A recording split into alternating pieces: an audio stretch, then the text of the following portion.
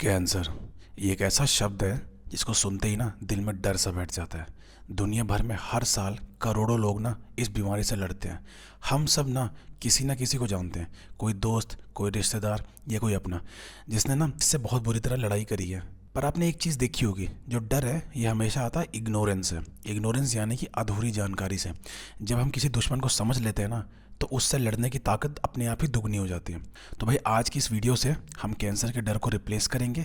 हम समझेंगे कि आखिर कैंसर एग्जैक्टली है क्या, इसके अर्ली सिम्टम्स यानी कि इसके पहचान कैसे कर लो आप स्टार्टिंग में ही, ठीक है, आप इसे टाइम पर कैसे आइडेंटिफाई कर सकते हैं, और सबसे ज़रूरी हम अपनी लाइफस्टाइल में ऐसे क्या चेंजेस लाएं ताकि हमारा परिवार ना इन सब चीज़ों से दूर रहे और बच सके। तो भाई ईयरफोन्स लगा लो और ध्यान से सुनना, ठीक है, क्योंकि बहुत इंपॉर्टेंट इन्फॉर्मेशन मैं आपको शेयर करने वाला हूँ। तो नमस्कार दोस्तों, मैं हूँ आपका दोस्त द सरकारी गेमर। तो स्वागत है भाई मेरे चैनल की एक और नई वीडियो में। तो भाई इस वीडियो में आपको बताने वाला हूँ कैंसर से रिलेटेड हर वो डिटेल स्टार्टिंग से लेकर एकदम एंड तक, है ना। तो वीडियो स्टार्टिंग से लेकर पूरी लास्ट तक देना। अगर चैनल पर नए हो तो सब्सक्राइब कर लो, है ना, और लाइक करो, सब्सक्राइब करो, अपने व्हाट्सएप स्टेटस ग्रुप पर भी लगा दो ताकि आपके कोई लव्ड वंस या आपके कोई फैमिली मेम्बर हो ना, उनको ये चीज़ फेस ना करनी पड़े और वो टाइम पर आइडेंटिफाई कर सके। अब चलते हैं चैप्टर नंबर 1 पे। What is cancer? कैंसर आखिर है क्या? तो चलिए ना अब एकदम बेसिक से शुरू करते हैं। कैंसर आखिर है क्या? इसे समझने के लिए ना हमें अपने बॉडी के बेसिक बिल्डिंग ब्लॉक्स को समझना पड़ेगा। जैसे घर ईंटों से बनता है ना, वो हमारी बॉडी बनती है सेल से, यानी कोशिकाएं से, ठीक है। तो जो हमारी बॉडी है वो करोड़ों लाखों करोड़ों कोशिकाओं से बनी है, यानी कि सेल से बनी है। तो नॉर्मल हालत में ना हमारी बॉडी एक परफेक्ट सिस्टम है, एकदम बढ़िया चलती रहती है। सेल ग्रो करते हैं, डिवाइड होते हैं, और जब वो पुराने या डैमेज हो जाते हैं तो वो अपने आप मर के रिप्लेस हो जाते हैं और नए सेल्स उनकी जगह ले लेते हैं। लेकिन कैंसर में ना ये परफेक्ट सिस्टम एकदम हैक हो जाता है, यानी कि कब्जा हो जाता है, ख़राब हो जाता है। किसी वजह से ना कुछ सेल यानी कि कुछ कोशिकाओं में ना थोड़ी सी दिक्कत आ जाती है, वो डीएनए म्यूटेशन में चली जाती है। म्यूटेशन यानी कि हालातों के हिसाब से वो खुद को मॉडिफाई कर लेते हैं। इससे ना वो जो नॉर्मल काम कर रहे होते हैं, पहले वो डैमेज होने के बाद अपने आप हट जाते थे, है ना, अब वो क्या करते हैं, अनलिमिटेड मल्टीप्लाई करते हैं, खूब मल्टीप्लाई करते हैं, और उन सेल्स को भी ख़राब करते हैं जो दूसरे उनके साथ लगे हुए हैं। तो ये जो म्यूटेटेड सेल है ना, ये मरना भूल जाते हैं, बस बेसिकली ब्लाइंडली डिवाइड होते रहते हैं, यानी कि अंधा डिवाइड होते रहते हैं, बहुत डिवाइड होते रहते हैं, और नॉर्मल सेल की जगह ले लेते हैं। तो भाई इसी आउट ऑफ कंट्रोल सेल और ज़िद्दी सेलों के समूह को ना हम कहते हैं ट्यूमर, ठीक है। तो भाई यहाँ एक बहुत इंपॉर्टेंट चीज़ सामने है कि हर ट्यूमर ना कैंसर नहीं होता।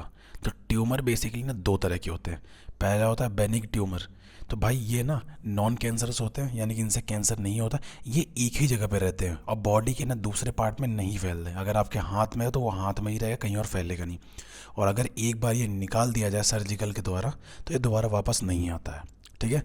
दूसरा है मैलिग्नेंट ट्यूमर। ये ना एक रियल कैंसरस ट्यूमर होता है। इसके अंदर ये ताकत होती है कि ये ना आसपास के हेल्दी टिश्यू और ऑर्गन पे भी अटैक कर देता है, ठीक है।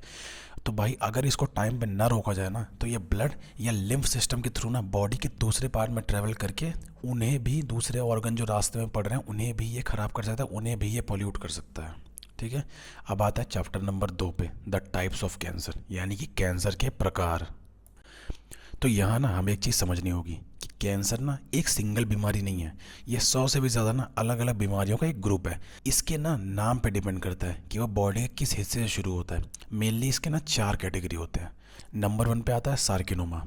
ये ना सबसे कॉमन टाइप का कैंसर है, बहुत सारे लोगों में आपको ये बहुत कॉमनली मिल जाएगा। ये उन सेल से शुरू होता है ना जो हमारी बॉडी के ऑर्गन्स को कवर करते हैं या उनकी लाइनिंग बनाते हैं। लाइनिंग मतलब एक कवर सा बनाते हैं, नहीं, एक छोटी छोटी थिन, जैसे पेट में एक लाइनिंग होती है ताकि हमारा पेट ना हाइड्रोक्लोरिक एसिड से जल ना जाए, ठीक है। तो लाइनिंग का मतलब होता है एक पतली सी लेयर।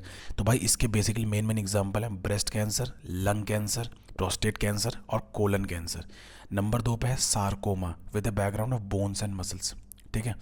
तो नंबर 2 पे आता है ना सार्कोमा। ये हमारी बॉडी के कनेक्टिव टिश्यू, यानी कि जो मसल्स टू मसल्स या मसल टू बोन का जो कनेक्शन देते हैं, ये वहाँ होता है।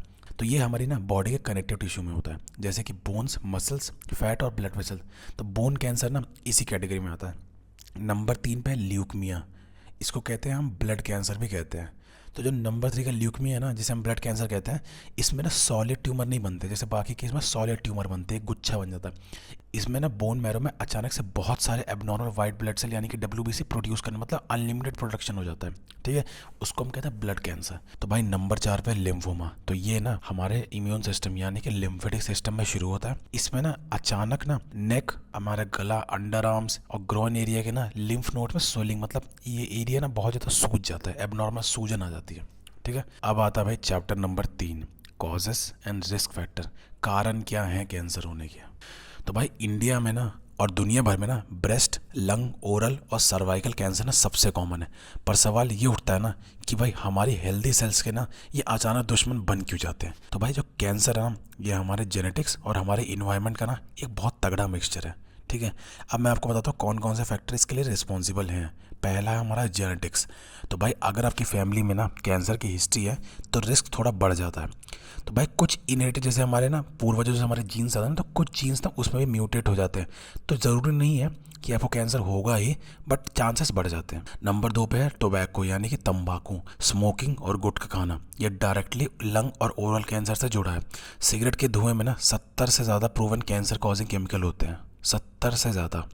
ठीक है, नंबर 3 में डाइट और obesity, processed meat, extra refined sugar और मोटापा यानी कि ओबेसिटी है आपके ब्रेस्ट और कोलन कैंसर के होने के चांसेस को ना ये बढ़ा देता है। चौथा है रेडिएशन एंड वायरस। सन से आने वाली हार्मफुल यूवी रेज जो होती है ना, जो हमारी धूप से यूवी रेज आती है, तो इससे ना स्किन कैंसर हो सकता है। और कुछ वायरसेस भी होते हैं जैसे HPV यानी कि ह्यूमन पेपिनोमा वायरस, सर्वाइकल कैंसर का ना और हेपेटाइटिस B और C लीवर कैंसर का ना मेन कारण होता है।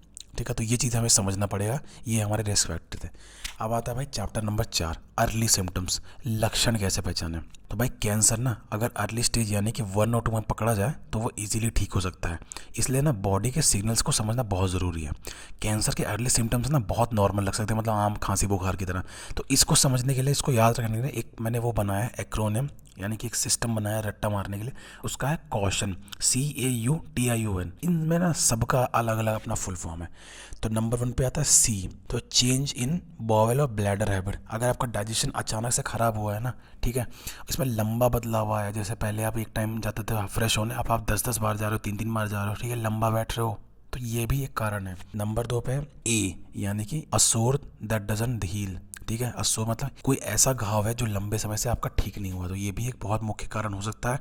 ठीक है, यू अनयूजुअल ब्लीडिंग और डिस्चार्ज, बिना रीजन के खून आना यानी कि कफ में, स्टूल में यानी कि पॉटी में, तो और अनयूजुअल वेजाइनल ब्लीडिंग होना, ये भी बहुत बड़े बड़े लक्षण हैं कैंसर होने के। टी है थिकनिंग ऑफ लिम्फ यानी कि ब्रेस्ट, नेक, अंडर आर्म्स में कोई ऐसी गांठ, जैसे निप्पल के पास कोई गांठ पड़ जाना अचानक से, वो गांठ बड़ी हो रही है, तो ये भी आपके लिए एक अलार्म है। इनडाइजेशन और डिफिकल्टी इन स्लोइंग, तो भाई खाना निगलने में लगातार दिक्कत हो, ये दिक्कत समय के साथ बढ़ती जाना, ये भी एक का अच्छा आइडेंटिफायर हो सकता है। ओ ऑब्वियस चेंज इन वॉट और मोल, किसी तिल का अचानक से कलर ना बड़ा हो जाए या बदल जाए तो आप समझ लेना कि दिक्कत है कहीं ना कहीं। एन यानी कि नेगिंग कफ और हॉर्सनेस, कोई ऐसी खांसी जो हफ्ते भर से ज़्यादा ठीक ना हो। तो भाई इसके अलावा ना अनएक्सप्लेन वेट लॉस, यानी कि अचानक से आपको बहुत ज़्यादा वेट लॉस हो गया है ना, 5-10 किलो वजन गिर गया है, ठीक है। और एक्सट्रीम फटीग यानी कि बिना ना काम वाम किए बहुत ज़्यादा थकान लगती है, तो ये भी वार्निंग सिग्नल्स हैं। तो भाई अब हमने ना कैंसर के प्रकार समझ लिए, कैंसर के कारण समझ लिए और कैंसर के लक्षण समझ लिए, ठीक है। तो अब हम ये देखते हैं ना कि भाई हम इसे बचाव कैसे कर सकते हैं, यानी कि हमारा chapter number 5, prevention and lifestyle, बचाव कैसे करें। तो भाई हम अपने कैंसर होने का रिस्क ना 50% से ज़्यादा ना कम कर सकते हैं। कैसे, चलिए शुरू करते हैं। Number 1, quit tobacco. तो भाई अगर आप स्मोक करते हो, गुटखा खाते हो ना, तो भाई आज ही छोड़ दो, ठीक है। तो भाई ये कैंसर को प्रिवेंट करने का ना सबसे बड़ा कारण है। तो भाई अपने बच्चे, बीवी बच्चों के बारे में सोचो, माँ बाप के बारे में सोचो, है ना। नंबर 2 पे ईटर रेनबो, हरी सब्जियां, फ्रूट्स, नट्स खाएं। प्रोसेस्ड मीट और जंक फूड को ना बेसिकली कम करो, है ना, बंद तो नहीं कर सकते हो पर कम करो। तीसरा है स्टे एक्टिव, दिन में ना 30 मिनट की एक्सरसाइज ज़रूर करो, ये इम्यून सिस्टम को ना बहुत बूस्ट कर देता है। नंबर 4 पे है वैक्सीनेशंस। अपने बेटियों को 9 से 14 साल की उम्र में ना HPV की वैक्सीन लगवाई है, हेपेटाइटिस B की वैक्सीन लगवाई है, ये आपको ना अलग अलग ऑर्गन्स को प्रोटेक्ट करेगा कैंसर के खिलाफ, है ना। 5वां है रेगुलर स्क्रीनिंग। तो भाई अगर आपकी उम्र ना 40 के पार है तो साल में एक बार ना कैंसर की स्क्रीनिंग ज़रूर से ज़रूर करवाएं। इससे क्या होगा, अर्ली स्टेज में चीज़ें पता लग जाएंगी, ठीक है। तो भाई अब आते हैं ना कंक्लूजन एंड होप, निष्कर्ष और उम्मीद में। तो दोस्तों आज कैंसर ना मेडिकल साइंसेस के आगे घुटने टेक रहे हैं। Advance surgery, chemotherapy, radiation therapy और अब ना इम्यूनोथेरेपी और टारगेट थेरेपी आ चुके हैं जो स्पेसिफिकली ना कैंसर सेल को ढूंढ कर मारती हैं, ठीक है। तो भाई अगर आप या आपका कोई ना इस लड़ाई को लड़ रहा है तो याद रखिए आप अकेले नहीं हैं। विल पावर और सही मेडिकल ट्रीटमेंट के साथ ना आज मिलियंस ऑफ लोग कैंसर को ना हरा कर एक हेल्दी लाइफस्टाइल जी रहे हैं। तो भाई इस वीडियो को ना आप अपने दोस्तों और फैमिली ग्रुप में ज़रूर से ज़रूर शेयर करें। हो सकता है आपका एक शेयर ना किसी की जान बचा ले। तो भाई उम्मीद है आपको ये वीडियो बहुत पसंद आई होगी, ठीक है, और इसमें आपको बहुत सारी चीज़ें जानने को मिलेंगी। भाई अगर आपको वीडियो पसंद आया तो भाई लाइक करो, सब्सक्राइब करो, है ना, और अपने फैमिली व्हाट्सएप ग्रुप में शेयर कर दो, क्योंकि ना आपकी एक शेयर से ना किसी की जान बच सकती है, ठीक है। तो भाई मैं मिलता हूँ आपको अगली वीडियो में। आपको जिस टॉपिक पे वीडियो चाहिए आप प्लीज़ मुझे कमेंट करके बताइएगा, ठीक है, आपको उस टॉपिक पे वीडियो मिलेगी। मैं ऐसे ही ना आपके लिए बहुत सारी इन्फॉर्मेशन वीडियो लाता रहूँगा, ताकि आपको कम टाइम में ना ज़्यादा चीज़ें समझ में आए, अच्छे से समझ में आए। तो प्लीज़ ऐसे सपोर्ट करते रहिए, और बहुत सारे लोग ना सब्सक्राइब करो भाई, हमें खूब सपोर्ट करो, ठीक है। मैं मिलता हूँ अगली वीडियो में, तब तक के लिए जय हिंद, जय भारत, वंदे मातरम।